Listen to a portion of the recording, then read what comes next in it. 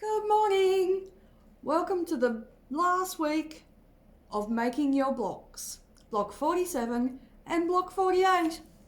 Oh, how exciting. Okay, right. Moment of truth. I've got a confession. Last week when I made my sawtooth corner block, I pulled the wrong pile of fabric. I pulled from my B's, not my A's, which means that my sawtooth that looked like this last week, and of course the points match perfectly as they always do when you have to then pick something. I realised I'd pulled from the wrong colourway. It just so happens that this week, because I didn't want to make the last second last block too difficult, is a modification of the sawtooth, which just happens to be made out of the B fabrics. So I'm going to have to remake my sawtooth block, this one, out of my A fabrics, and I've unplucked this one, and I'm basically going to be inserting the rest of it out of my B fabrics for this week. So there you go. Happens to us all. Get close to the end, you think you're on the home straight, and then you realise you've made a bit of a boo-boo. Anyway, so it is the same block as last week with a modification to the centre. Now on the instructions you'll see the cutting diagram. It tells you to actually cut where this blue is on a 45-degree angle. I have just left my strips as long strips, a bit longer than what they say in the cutting diagram, which is the measurement I'll give you on your instructions.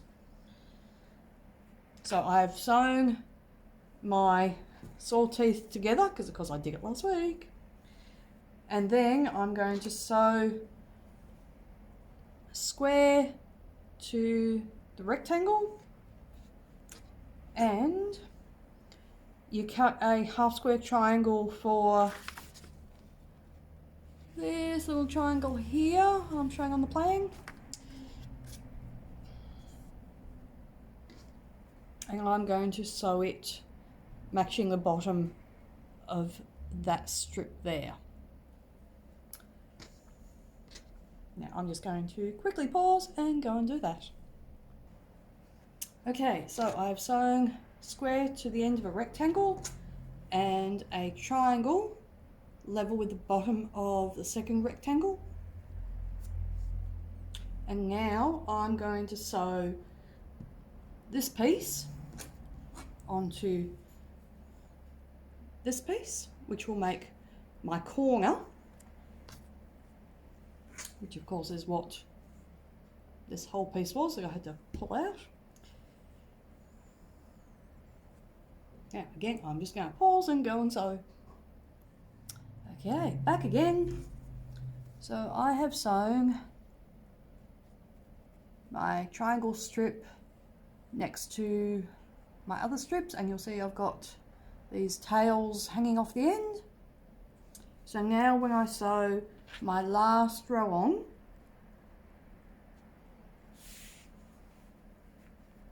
obviously I'm taking care to seam match across the seams.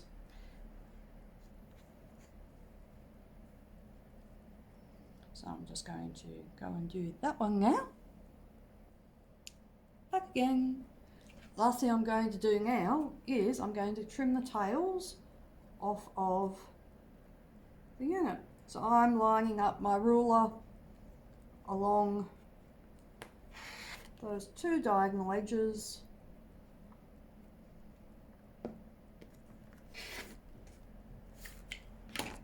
and just give it a haircut.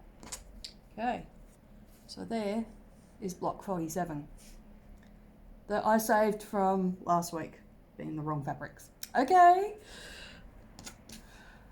let's not mention wrong fabrics again, shall we? Woo. Right, onto the rabbit.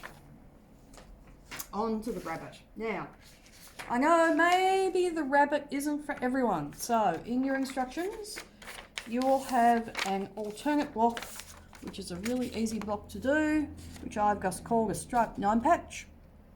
I'm not even actually going to give you instructions for this one because it is the same units as the main block from last week, except instead of being in the corners, it's just in the middle sections, and it is just a 9-patch. So if you want to swap out the rabbit, this is what I'm going to suggest you do. What you should do though is still make the rabbit, and if you don't want to use it in the quilt, use it on the back in the label. There's an idea. Okay, so bunny rabbit. So this is the year of the rabbit. So I thought for our mystery quilt, it'd be nice to have a reminder that it was the year of the rabbit. So this is our bunny, and he is, or she is, foundation pieced. Now don't panic if you haven't done foundation piecing before. This is stitch and flip, but you're doing it onto paper. So our bunny is made up of 2 parts. We have got this part, which is his ears, and we have got this part, which is his head.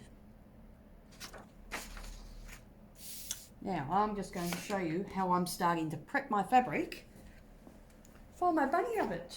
Just grab my fabrics. Okay, here we go. So we're going to start with the ears. Now for my bunny, I'm using sort of like a brownish fabric for the bunny himself, peachy colour for the ears, and sort of like just a minty green for the background. So the first thing we're going to do is cut the fabrics for the ears. Now the good thing with foundation piecing, and you will get, I've got written instructions for how to do this. The good thing with foundation piecing is all the rules that you've learnt with doing normal patchwork, you kind of chuck out when it comes to foundation piecing. So normal patchwork, we try and keep things on straight of grain. For foundation piecing, it doesn't matter. So this is a great way of using up bits of leftovers. So the first thing I've done is I've grabbed a ruler and I have put the ruler over, and you'll notice all of these have got numbers, and that becomes very relevant. So I have put my ruler over shape A2, which is an ear, and I've just measured how long that shape is right out past the outside line. So it's about 6.5 inches, and how wide it is 3/4 of an inch wide. So I'm going to cut a piece of fabric that is about let's say, to keep it nice and easy, 1.5 inches by 6.5 inches. Let's say 7 inches. So 1.5 inches by 7, which is what I've cut here. So I've got 2 of those, which are the 2, which is shape A6, A4. Oops. Here's another bit of scrappy.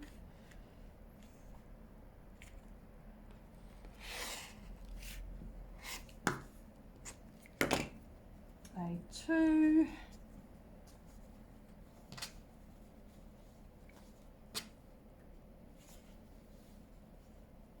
Oops, there we go, that'll be there.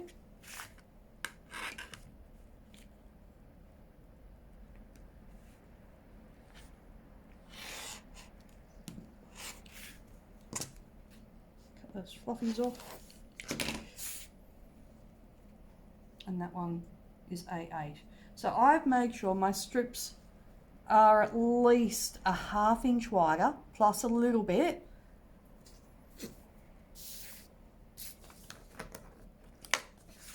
Than the actual section I have measured.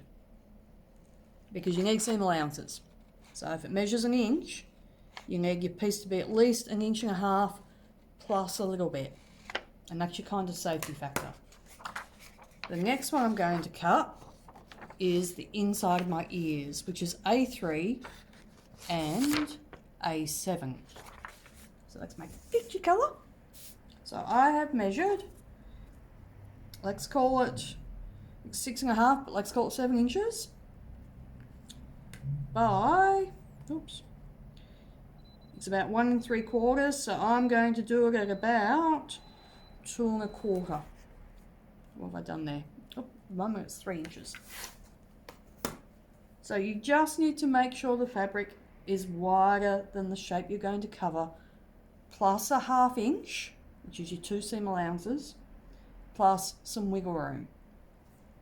So I'm not giving you measurements for these shapes to cut, because if you come to do foundation piecing in the future, you need to kind of know how to measure it up. So I've got my 2 pieces for my ears. I've got my 4 pieces for, or the inside of my ears, the 4 pieces for the outside of the ears. And now I need some green to go around the head. So the little triangle on the outside measures, I'm going to cut a bit, oops, if you put the ruler around the right way, I'm going to cut a piece that is a square that's 3.5 inches.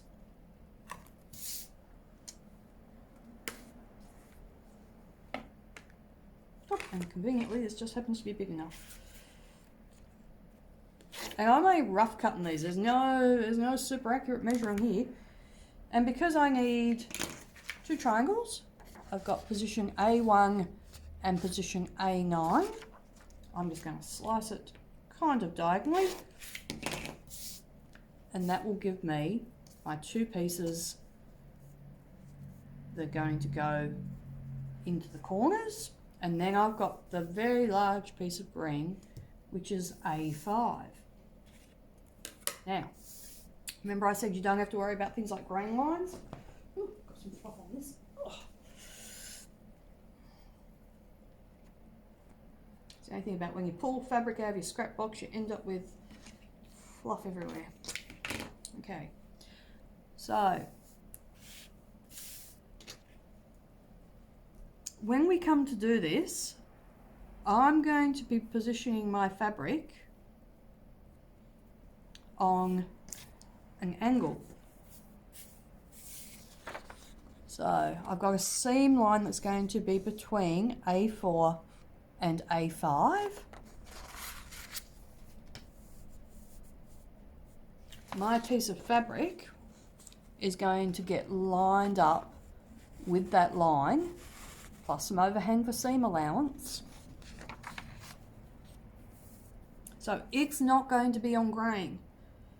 You know, the grain is running diagonally across the fabric when it gets put in there. So don't worry about that. Now I can see my shape through that, and I can see this piece of fabric is way bigger than it needs to be. I'm going to trim it down just a little bit. I'm going to trim it down to about 5 inches. And I'm going to get rid of that selvage so I can't accidentally include it in the work. So I have now got a rectangle that is bigger than my shape A5.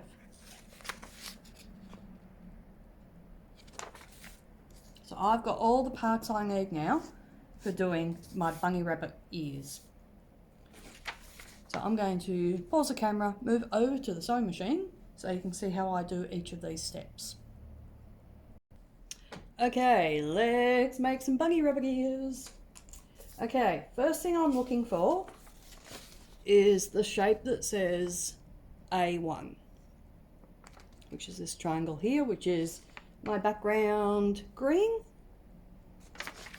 Now the first thing I'm going to do is I'm going to fold, I've got the paper facing up, I'm going to fold it, the A1 shape, back towards me So I've got a crease where the seam line is going to be. So you're going to be sewing on the lines.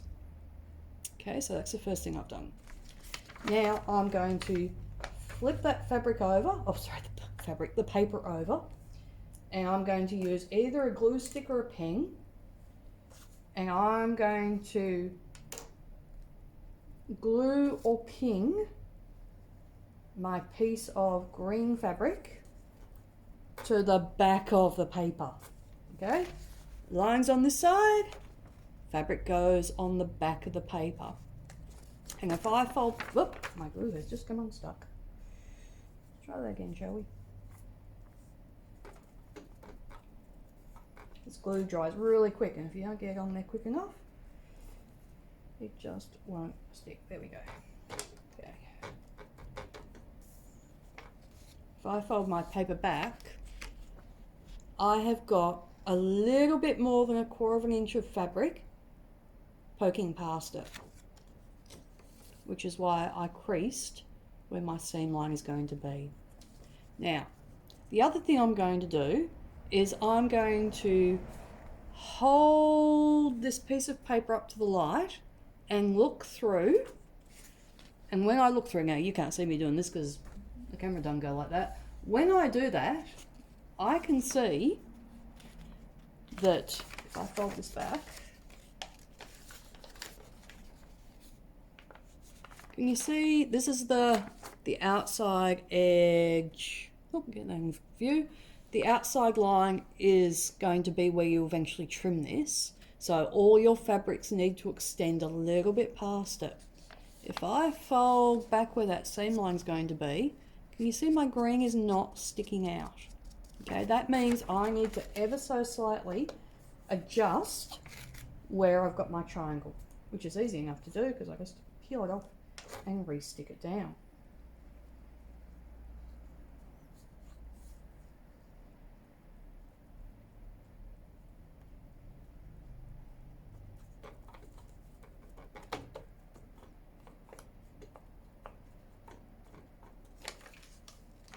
Okay, so now I can double check. I've got 1/4 inch at least past where my crease line was, and when I hold it up to the light, I can see, or if I fold it on that outside crease, I can see that I've got a little bit of green sticking out all the way around. So there's my first shape. The second shape, or the second piece of fabric, is A2. So we follow along with the numbers, really important with foundation piecing. A2. That is one of my brown pieces. Oops, trim that thread off.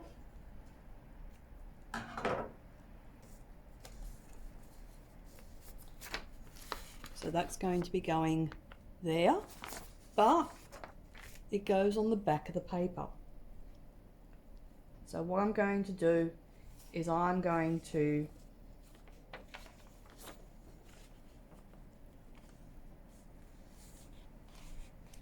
line up those two edges, or close to it, at least have 1/4 inch of the brown fabric poking past where I've got my fabric, got my paper creased, sorry about that. And I'm going to put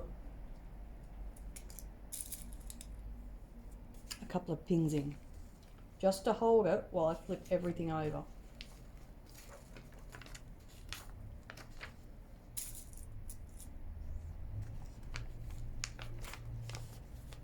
Okay, so I've just got it temporarily held there at the moment. Now I'm going to take a couple of pins, and I'm actually going to pin it a couple of places along the seam line between shape A1 and A2. And I'm going to do it so I put the heads sort of facing the outside. Okay, so I've actually got 2 pins now right where the seam line is between A1 and A2. I'm going to take the 2 pins out of the back that were just temporary, and I'm going to fold open what is my brown fabric as if I had already stitched it, and I'm going to hold this up to the light, and I'm going to make sure that my brown fabric, when it's folded open, extends past at least 1/4 inch past what will be the seam line between shape A2 and A3, because it needs to cover the whole shape of A2 plus at least 1/4 inch seam allowance. So I can see when I fold that over, I'm covering the shape, and it's coming out far enough that it comes out past the outside of the block as well. Okay, so I'm ready to stitch now. I have the paper side up. I'm going to make my stitch length about 1.5. That really helps when you've got to tear the paper out, because it perforates the paper more. Now, the thing with this is make sure that your fabrics, because they're under the paper, you can't see them, make sure they don't flip over, because they can do that sometimes. Got to take the pins out.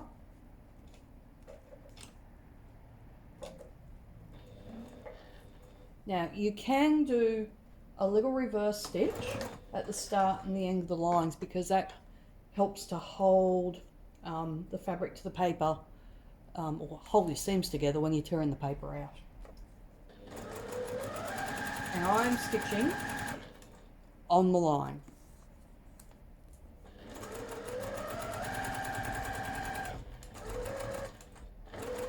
Your other option, so this end I did a little reverse, this end I stitched way off the end, so that when I tear the paper away, the first couple of little stitches might pop, but the rest of the seam will be fine. So I have now sewn between A1 and A2. I can flip it to the back, and ideally use an iron for this, but I'm just going to finger score that seam open. And there's my two shapes sewn on. So I'm now up to shape A3, which is the middle of the ear. So what I'm going to do now is I have got paper side up. Shape A1 is closest to me. I'm going to fold back on the line between A2 and A3 and crease it. Now, you can use sort of like a ruler to help you fold that back and crease it. Oops, I just hit the camera then.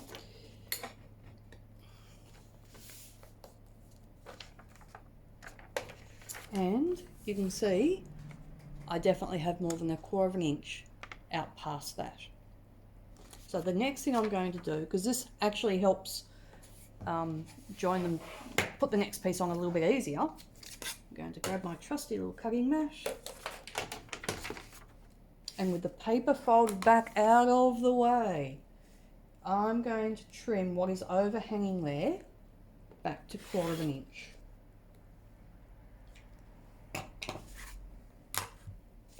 So I have now got 1/4 inch hanging out. I'm going to grab one of my ear centerpieces, put it down in front of me, facing up. That trimmed edge, I'm going to place on top of that so the edges kind of match. And I'm going to now flip that paper over.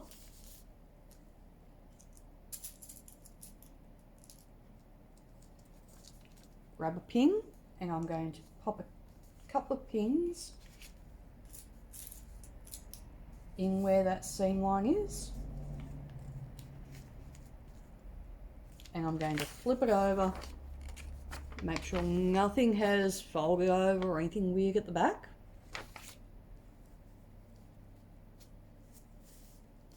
Flip my ear fabric over as if I had sewn it, hold it up to the light and make sure it extends past the outside of the block, which I can see when I hold mine up to the light. I can see that if I even crease these back, it's extending out past, whoop, in the camera Vanessa, I can see it's extending out past. You can, if you want, actually cut out the shape so you can see where the edges are. Just skip that step. Okay, so now I've got it pinned. I've double checked that it's going to cover shape A3 completely, and now on the paper side I'm going to stitch down that seam. And my glue stick.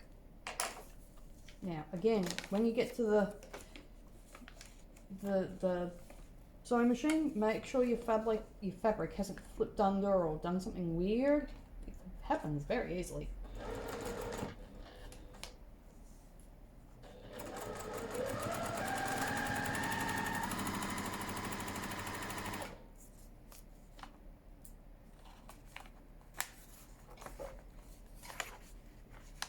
And just to show you how easy it is, because I like doing good demonstrations, see how that one has flipped over?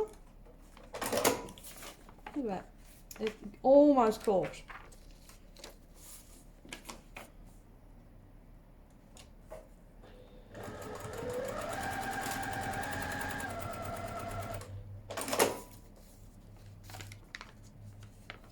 So now, from the fabric side, I can flip that over, give it a good finger score, or press with the iron. Press with the iron is better. You need to make sure that there is absolutely no little pleats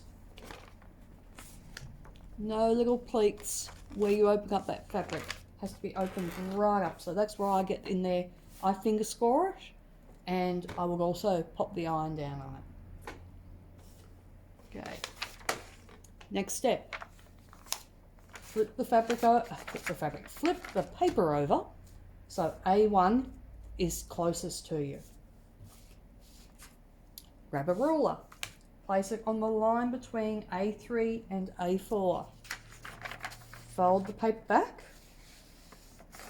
and give it a bit of a score. And now I can fold it back all the way. Now what you'll notice is that, can you see here where I go to fold that over, see how the paper, it wants to tear a little bit where those last couple of stitches are. That's fine. You actually want to tear the paper a little bit so the paper is sitting flat. Make sure all your fabrics are sitting nice and flat before you do this trim. And now I'm going to trim away that excess by 1/4 inch. So for part of it I'm going through one layer, for part of it I'm going through 1, 2, 3 layers. The next part is the other side of the ear, which is my brown. I'm going to place that down in front of me, right side up. I'm going to take my piece of paper and line up those two edges.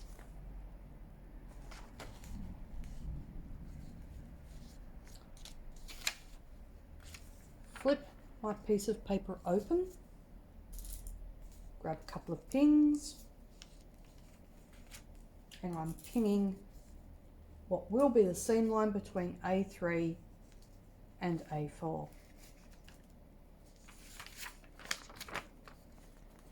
So that's how it looks at the back. I'm going to flip that piece open as if I'd sewn the seam. Hold it up to the light and make sure that piece of fabric extends either side of where the edge of my block will be. Now, I might just trim that because that will make it easier for you to see.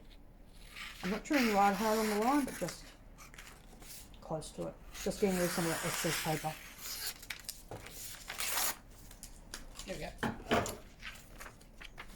So we can see it's extending either end, and it's extending at least 1/4 of an inch past what will be the seam line between A4 and A5.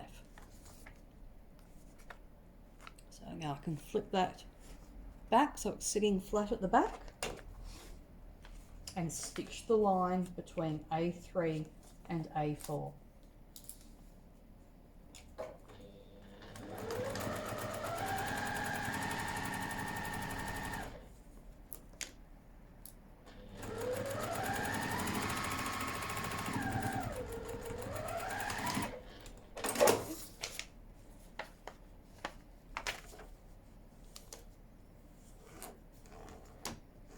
Finger score it open, and there is my first ear. Now you're going to have bits of flappy fabric hanging off the ends. That is all fine. It all gets trimmed off at the end. So now I've got my fabric with A1, my fabric and paper with A1 closest to me. I'm putting my ruler on the line between A4 and A5, creasing it, folding it over, double check that my fold is actually on the line, which it is, trimming off my 1/4 inch seam allowance. Get my next piece, which is my big rectangle of green. I would have that sitting, if it's a print, right, so the print is right side up.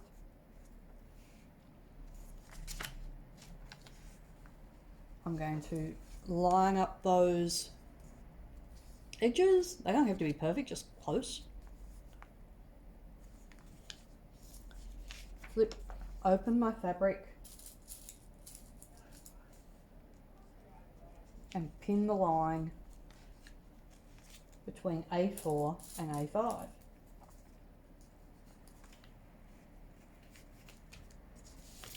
Flip it over, make sure nothing is caught underneath. Flip that piece open as if I had sewn it.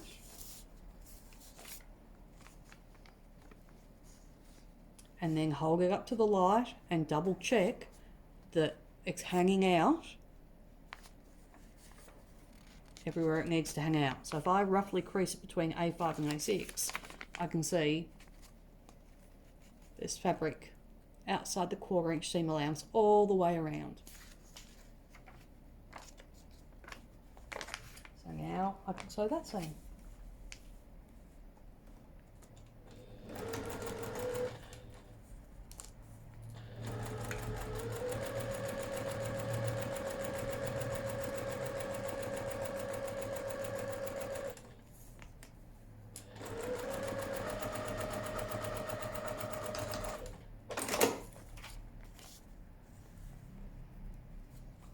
Open it out, finger press. At this stage I'm going to give it a press with the iron just to make sure everything is sitting really flat. But it is really good if every time you flip open, finger score it, make sure there's no pleat, and give it a press with the iron. Ideally without steam, because you're dealing with paper and paper doesn't really like steam. Okay, so I'm just going to do that and then I'm going to finish doing the other ear.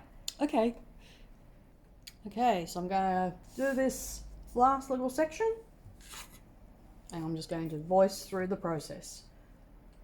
Have the piece of paper so A1 is closest to me. I'm putting my ruler on the line between A5 and A6, creasing that back. You can see here how I have to actually, to get the paper to lay flat, I actually have to break the paper, so the paper is now laying flat. I'm going to trim off 1/4 of an inch past my fold. Get my next piece of fabric, which is my slightly wider piece of brown, lay it on the mat facing up, lift my fabric and paper across on top of it so that the edges are roughly matching. Flip open my paper put a couple of pins in my seam allowance. Now I can feel when I've put that one in, the fabric has kind of pulled a little bit, so I'm just laying it back down.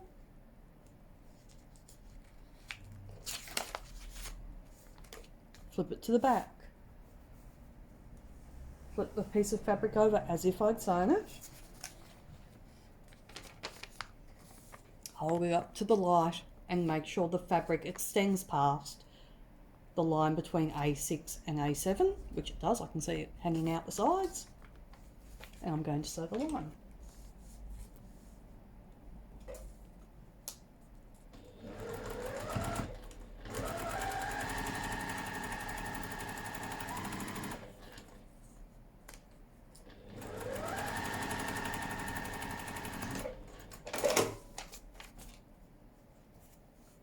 Flip it open, finger score, ideally iron.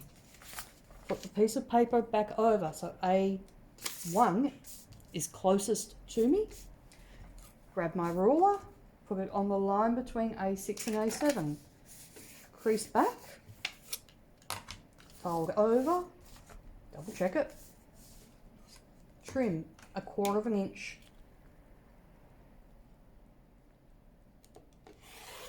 Past the fold of the paper. The next piece is my pink. Put that on the mat, right side up.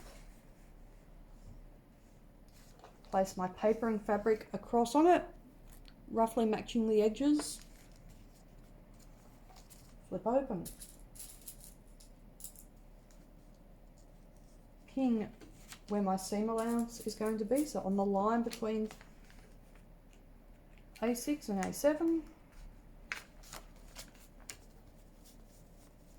Flip my piece of fabric over, hold it up to the light, or double check that it's all going past the seam allowances for the next shape, which is why cutting your pieces bigger than they need to be gives you a big safety factor.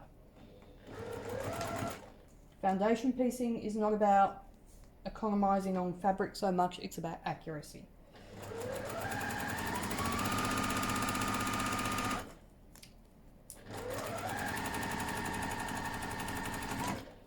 Now I've stitched between A6 and A7. Flip the fabric open, give it a finger score, and double check that it's all okay.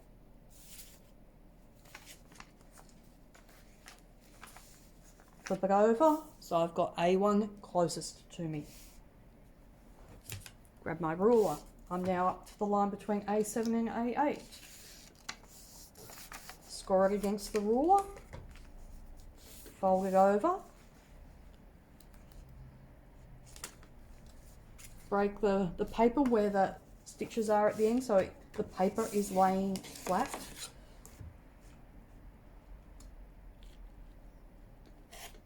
And trim 1/4 inch away from the folded paper. My next shape is my last piece of brown.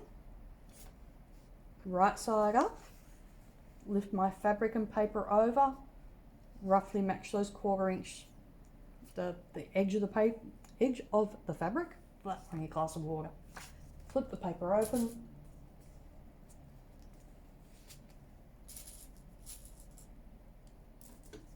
Pin where the seam lines are going to be.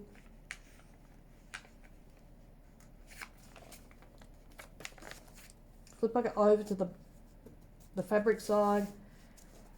Open the piece of fabric as if you're sewing it, and double check. Hold it up to the light. Double check.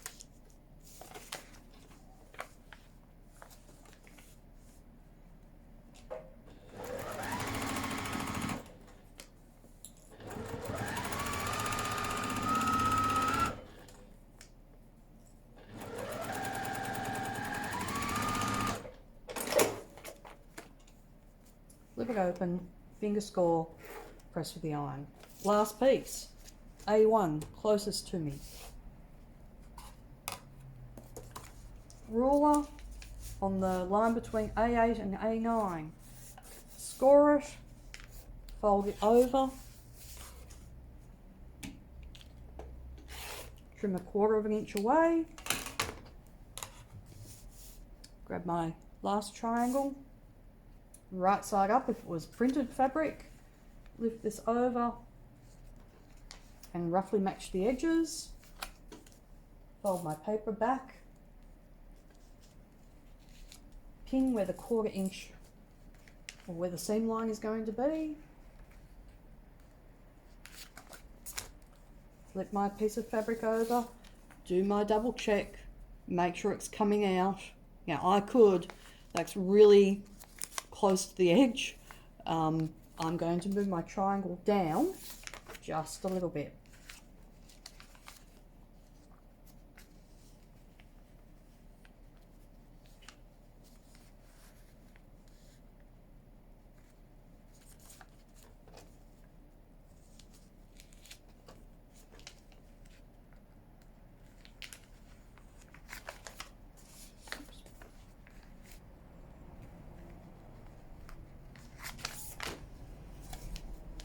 Flip it back open. It's now sticking out past the edge of the paper and it's sticking out past the paper on the other side. I can sew my seam.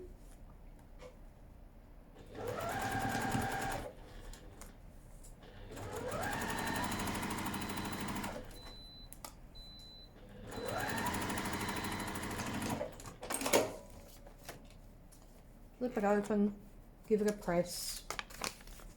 There's my bunny ears. So the last thing to do now is to trim around the outside of the bunny ears on the outside line. So I'm just going to give this a press, give it a trim and show you. Okay, here are my bunny ears. Oh, they're so cute. So a couple of things. Shorten your stitch length to about 1.5. You need to have a foot on there that is just a flat foot that doesn't have a side guide. Double check as you're going, flipping backwards and forwards to make sure it's going to actually cover the shape.